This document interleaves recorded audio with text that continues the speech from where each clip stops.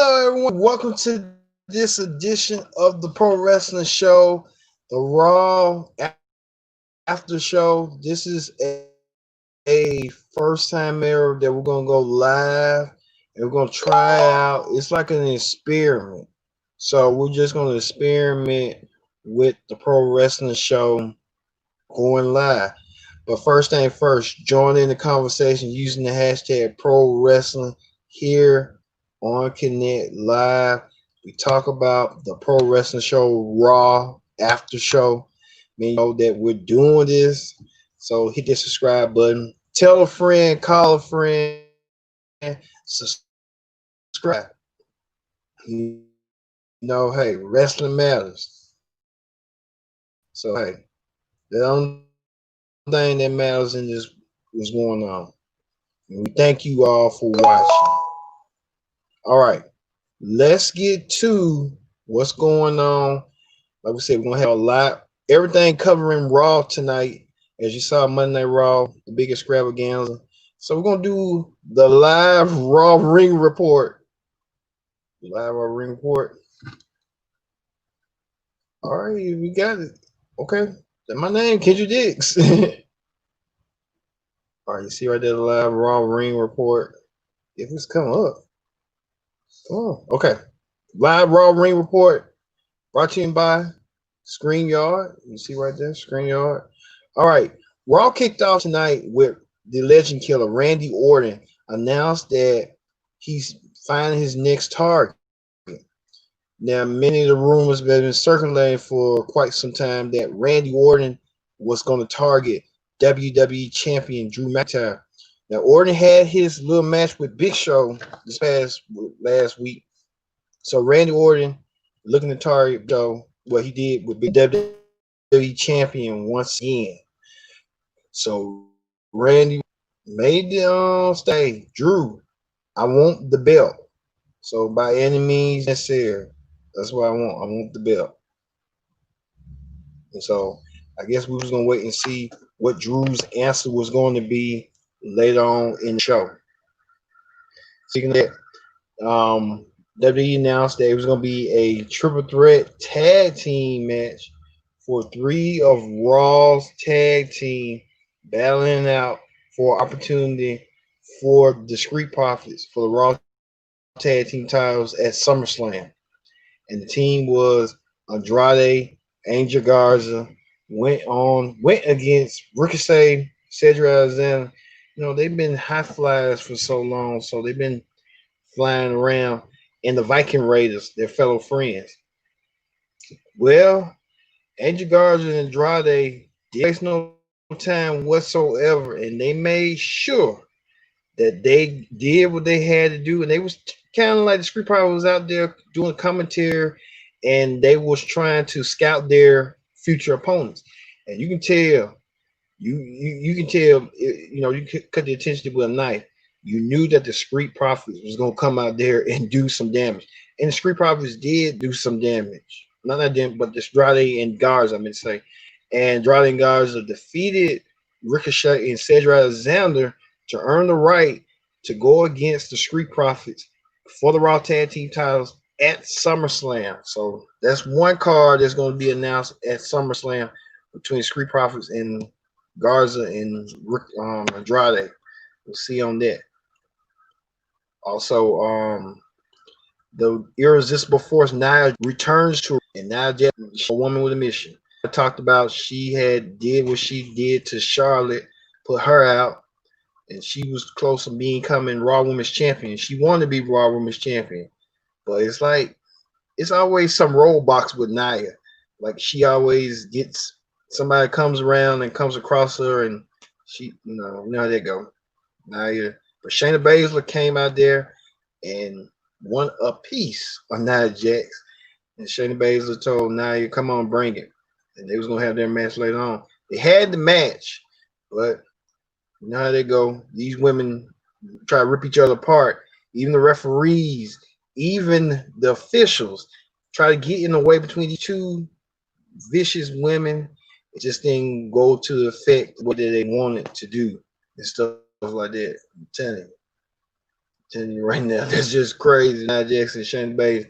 I think to believe that this situation between Nia Jax and Shayna Baszler is far from over. I'm telling you, far from over. Far from over. I'm telling you right now, these two women gonna kill each other apart. I'm telling you like that. Speaking of that, or women's division, Sasha Banks went one-on-one against Asuka. You know, Stephanie McMahon decreed that there need to be a legitimate women's champion, and Sasha Banks wasn't happy about it. But Sasha Banks and Asuka had a pure wrestling match between these two women. They gave pure wrestling styles and stuff where Bailey couldn't interfere, no count out, tricks in the books and stuff like that. And then Bailey and Kyrie Sane had their little brawl, and we thought Kyrie Sane ran Bailey out, but Bailey stuck into it. But what Bailey did was took Kyrie Sane out, and Sasha got the distraction from Bailey, and Bailey helped Sasha win the WWE Raw Women's Championship for the fifth time. For the fifth time. So Sasha Banks holds the record for the fifth time women's reigns for the Raw Women's title. Now they got to lead the point, like, if they're gonna fight each other for the women's championship, or what's going to happen with that? That the tag team champions are now their respective women's champions. And Bailey is the SmackDown Women's Champion. Sasha is the Raw Women's Champion now, and they're both sharing the tag team titles. So you have to wonder what's in the cards for Sasha and Bailey. There have been rumors and reports that, but we can't speculate. This is just rumors and reports that Trish Stratus and Lita might challenge for the women's tag team titles coming for Summerslam. Now we'll see if that's a possibility coming forward with that. So Sasha Banks now the women's champion once again on Raw. I thought she would win from the SmackDown Women's time, but hey, things happen. So, speaking of that, Seth Rollins was looking forward to Rey Mysterio's son Dominic coming to Raw and confront Seth Rollins on what he did to his dad at Extreme Rules. Well, many of you know that at Extreme Rules, Rey Mysterio lost his eye in that historic eye for an eye match. Seth Rollins started puking. Rollins puked for so long. He puked. Yeah. But came up there revenge and vengeance for his father. Dominic tried to attack Seth Rollins, but at the end too, what's his name? I forgot. What's that dude's name? Aleister Black. Yeah, Aleister Black tried to come out there and try to help Dominic, but to his disgrace, to his discretion, Dominic tried to eat up the odds and stuff, and you know how they go. He tried to help Dominic, but Aleister Black suffered a the same fate like Rey Mysterio.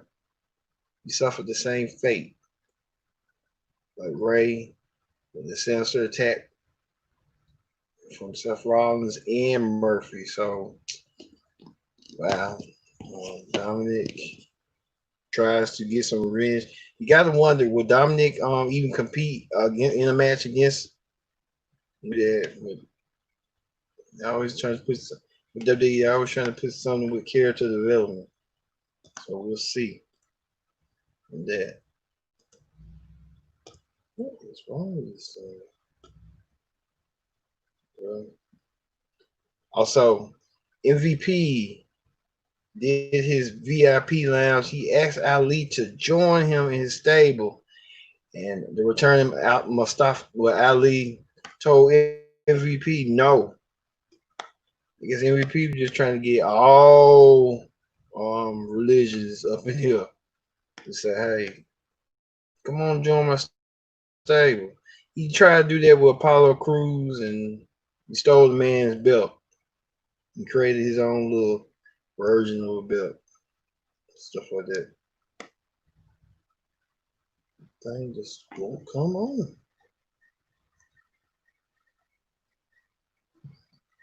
Yeah, we just gonna wing it. We just gonna wing it.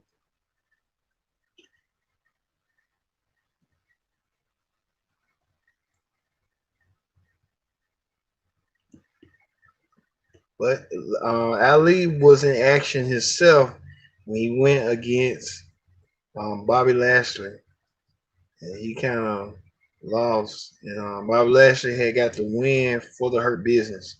So Lashley sending a message to to Ali that you can come back and return, but you're gonna have to deal with the Hurt Business. You know, whatever that matter means and stuff.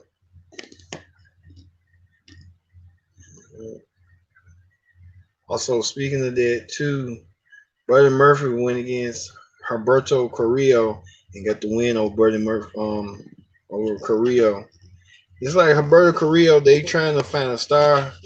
It's like they can't, you know what I'm saying? It's kind of, when you're trying to patch something, trying to find something. It's like Murphy was the star of the show, to be honest with you. Over, gouging Aleister Black's eye out, and then he comes out and just does what he did and stuff. You know how that go on that stuff. So I think Murphy might be the next. Next. He might be the one to be kind of like realizing that Seth Rollins wasn't, playing what he wanted to be and stuff. And let's see. I'll make sure what's going on. And also, the WWE champion Drew McIntyre went against fellow friend, former and now rival Dolph Ziggler in a Extreme Rules match. But he picked the stipulation. Dolph gave him the stipulation to pick, and this was a non-title match. And then all of a sudden, Dolph did have the lead way, but Randy Orton, Drew won the match, but Randy Orton came out of nowhere and just gave him RKO. And I sent the message that he wants a title match against him at SummerSlam. So I guess the rumors are true. So we'll see this match at SummerSlam between Drew and Randy Orton for the WWE title. Drew accepts. So we looking forward to that match. The match gonna be probably one of the main events because it's likely to win. All right, that ends the Raw Ring report. Let's go to a brief moment of hot topics. All right, hot topics this week. Man, AJ Styles, the Intercontinental Champion, prior before he came to WWE, AJ was in Impact, TNA Impact, and AJ was talking in the interview that he blames Dixie Carter for destroying Impact Wrestling. Wow, that's bold. You say you blame Dixie Carter for the reason for Impact Wrestling not being, not being what it could be, like an AEW. Tony Khan, take notes to that. Don't you can spend all that money, but you gotta have a backup plan. Yeah. But my opinion is I think Dixie did try to make TNA because she used to use the Twitter, used to be on social media, and used to say stuff like, TNA this, TNA that. I think her heart was in TNA. It's just that she just didn't have the business mindset. Okay, when you can see, like, they was when they had that moment with their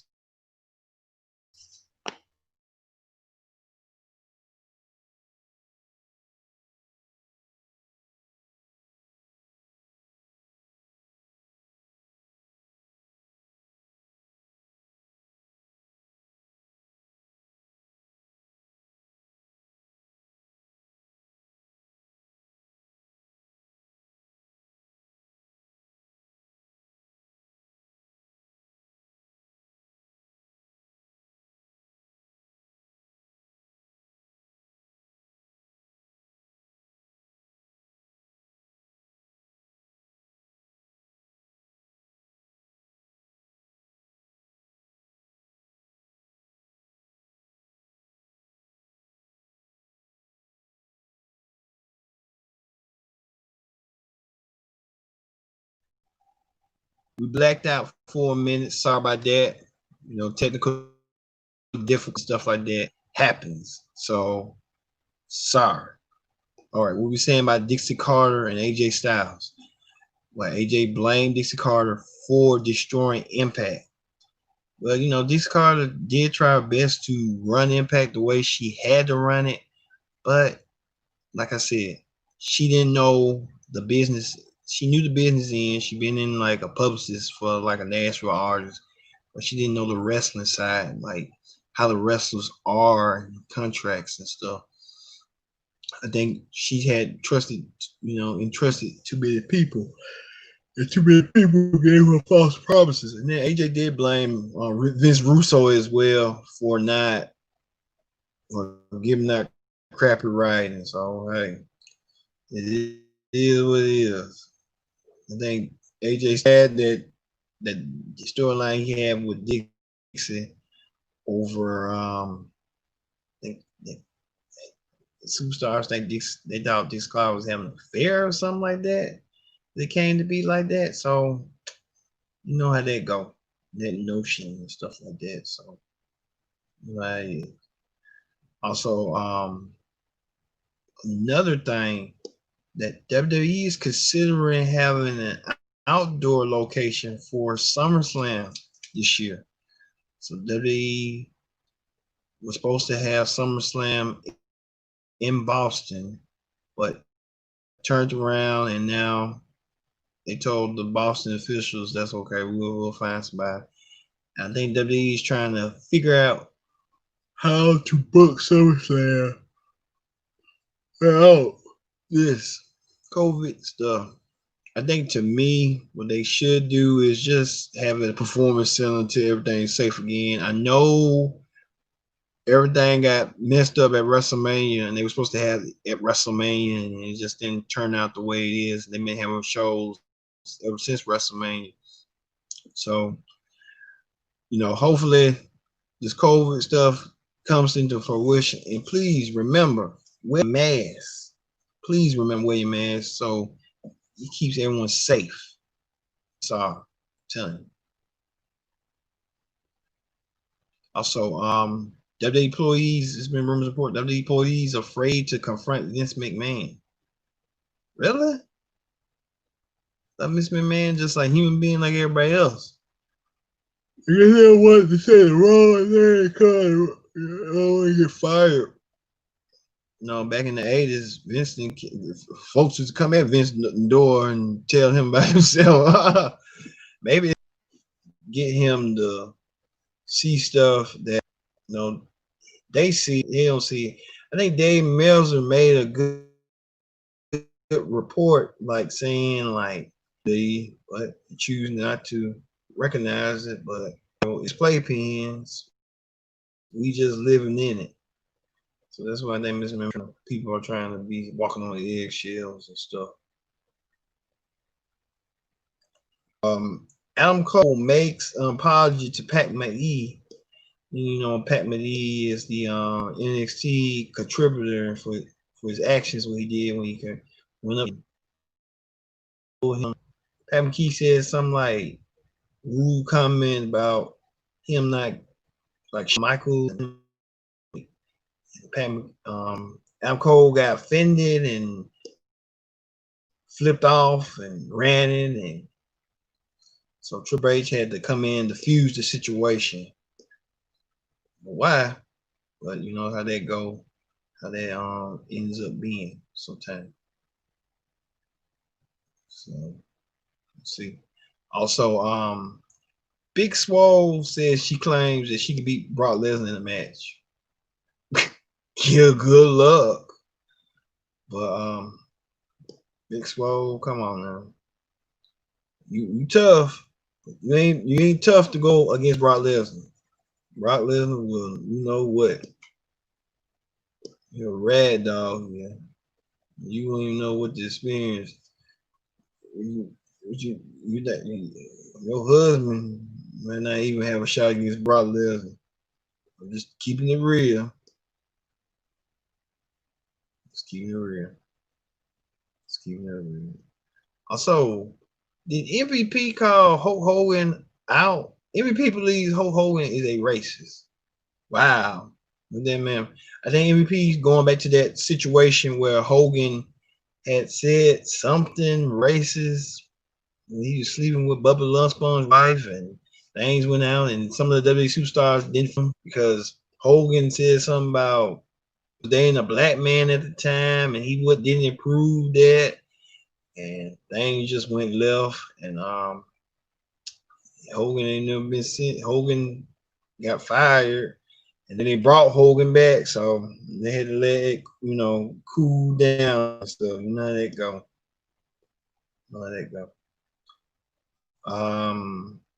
Also, the NWA champion Nick Aldis fires back at Raw. WWE Executive Director Bruce Pritchard saying he doesn't have the it factor. Now, this was on Bruce Pritchard's podcast with Conrad Thompson. Well, he said who doesn't have the it factor, and I think Bruce said that Magnus.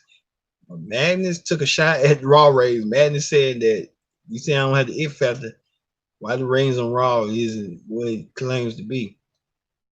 Got a point, but to be perfectly honest with you, I think Magnus does have the it factor. It's just that Magnus sometimes need to, not be so stubborn sometimes and be like, okay, if you don't give me a shot, why not go to alternative? I think AEW wanted Magnus. Magnus just didn't want to go up their offer. So I don't know if Magnus is his. I think, to be honest with you, I think Magnus is his own worst enemy. To be honest, I'm just telling like I see it. When you want more exposure, and to be honest, the NWA, they haven't had a content creator, and you want them to be on TV, but they're not. You know what I'm saying? NWA there, but it's just like they're not. Billy Corgan's not want to spend no money. He got the money. I don't get why he don't want to take a chance. Hey, you got millions of dollars. And Madness, he has the it factor. I got his book, but he's a perfect heel. He just, maybe Pritchard might be right. It's just Madness. I think Madness has the it factor. I think he's just his own worst enemy. He doesn't want to leave out and stuff, and stuff like that. That's what I think was going on with Madness. Just don't want to leave. He feel like he a big fish in a small pond. Sometimes you got to go out there and see things differently than others. So I would just tell Madness, try to not be your own worst enemy, but try to be more open-minded, because I think that what Bischoff was saying too. So let's hope Madness finds his calling and finds his way and stuff. And some sad news. Regis Filming. Many of you may know Regis Filming from the Live with Regis and Kathy Lee, Live with Regis and Kelly. Many of you may not know that Regis was a wrestling fan. Regis was a huge wrestling fan. He knew Freddie Blassie. He participated in I'm trying to think. He participated in that WrestleMania 7 in 1991. Regis was one of the guest hosts in WrestleMania 7. Man, I'm gonna miss Reg. And then I used to watch his show. I used to be a constant every morning. I used to watch him show with him and Kelly. And Regis, I'm telling you, Regis had every wrestling star you can think of. He had Triple H. He had The Undertaker. He had Bret Hart. He had Hulk Hogan. You named Rick Rude, Macho Man, anybody that was a wrestling star prior before, once Kelly started getting in there, and you didn't see them in the wrestling stars. You saw about The Rock, John Cena. That was it. But Regis started inviting the wrestling stars over, and it was like larger than life. And Regis made them feel welcome, made them feel comfortable to just, be themselves and talk about and get on. They made a good point that Regis didn't care. Regis was just like, hey, I'm Regis. It ain't gonna matter to me. Man, he's gonna be missed. He's gonna be very missed.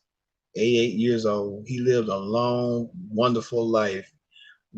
Job well done, Regis. And Regis, I always meant like Regis. I always wanted to be like Regis. I'm gonna do the best I can because I know in my heart that Regis is watching up there upstairs, the best seat in the house.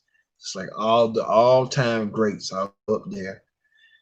And I hope to do them justice and stuff. All right. That ends the Pro Wrestling Show, WWE Raw After Show. I've been your host, Kendrick Dix, saying we gonna be doing this, we're gonna be doing this live show. So let us know what you think about us going live. Be interactive with us. Tell us. We listening. We want to listen real good. So we'll have another live show for NXT and AEW Ring Report this Wednesday. So we're gonna just try this new elements, try and see what works for the pro wrestling show to be more relevant, be more there. So we're gonna try it. All right. I've been your host, Kendrick Dix, saying so long, and we'll see you Wednesday live for AEW and NXT.